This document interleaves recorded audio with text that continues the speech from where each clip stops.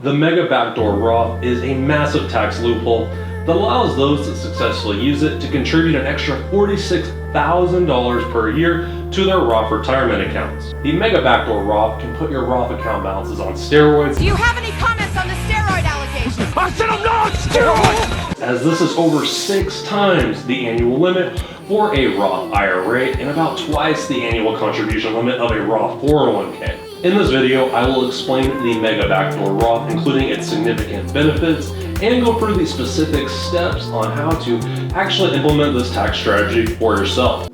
The Mega Backdoor Roth is for those looking to take their Roth retirement contributions to a whole nother level, and while it is well worth your time, it is actually a bit harder to implement than a backdoor Roth IRA. The Mega Backdoor Roth is for those looking to take their Roth contributions to a whole nother level, and while it is well worth your time, it is a bit harder to implement than the backdoor Roth IRA. If you're already familiar with the backdoor Roth IRA, then you know this is essentially just a tax strategy that allows those that can't contribute to a Roth IRA to sidestep income limitations by contributing to a traditional IRA with non-deductible contributions, and then just converting that traditional IRA to a Roth IRA instead of contributing to a Roth IRA directly. There are some notable differences between the backdoor Roth IRA and the Mega Backdoor Roth, but one of the most notable differences is the immense contribution potential that comes with the Mega Backdoor Roth, hence its name. Potential. What's the potential? Yes. The backdoor Roth IRA limits the investor to contributing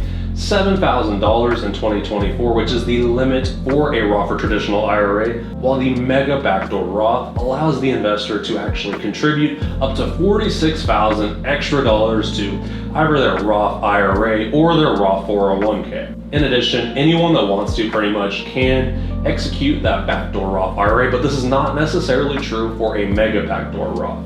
You're actually going to need to be employed to make this happen, and your employer is going to have a 401k provider that is going to allow you to make a couple of specific maneuvers. I'll talk about what those specific maneuvers are in just a minute. It is also notable that you can use the Mega Backdoor Roth to contribute to either a Roth 401k or a Roth IRA. This is not the case with the backdoor Roth IRA. That is just going to be for a Roth IRA account. That's why this tax strategy is called the Mega Backdoor Roth instead of the Mega Backdoor Roth IRA or the Mega Backdoor Roth 401k. Now that I have explained the significant benefits of the Mega Backdoor Roth and the differences between the Mega Backdoor Roth and the backdoor Roth IRA, let me run through the specific steps on how you can get this done. The first step is going to be seeing if you can actually do the Mega Backdoor Roth at all. You're going to need to call your 401k provider from your job and essentially ask them if they allow after-tax contributions. That's the first thing you need. And the second thing you need is going to be in-service distributions or withdrawals. These two features from your 401k provider are going to be essential to actually making that Mega Backdoor Roth work properly. I could bog you down with all the details about the differences between after-tax contributions and Roth 401k contributions, but instead I think that the main thing that you should really know is that the after-tax contributions are not subject to the same limits as Roth 401k contributions or traditional 401k contributions. The higher contribution limits on the after-tax contributions are one of the two mechanisms that really make the Mega Backdoor Roth work. You are limited to contributing $23,000 to a traditional or a Roth 401k per year. That's as of 2024. But with the after-tax 401k, you're actually allowed to contribute an additional $46,000 per year to that after-tax 401k. This after-tax 401k is actually a third type of 401k retirement account that most people don't know about it, and it's what makes the Mega Backdoor Roth possible. If your 401k administrator will allow the after-tax contributions, and they will also allow in-service distributions and withdrawals, which essentially just means that they're going to allow you to take what's in that after-tax account and convert it to a Roth 401k or a Roth IRA. Then the Mega Backdoor Roth is possible for you.